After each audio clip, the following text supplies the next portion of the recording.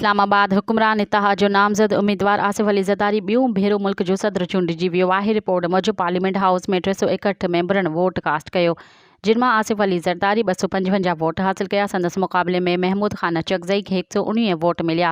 हिकु वोट रद्द थियो। आसिफ अली ज़रदारी खे पंजाब असेंबली मां 246, सिंध असेंबली मां 151, ख़ैबर पख्तूनख्वा असेंबली मां 17, बलूचिस्तान असेंबली मां 48 वोट मिलिया।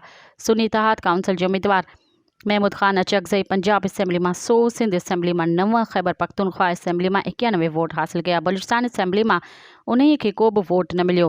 मुल्क जो नओं चूंडियल सदर आसिफ अली ज़रदारी सुभाणे पंहिंजे उहिदे जो हलफ खणंदो।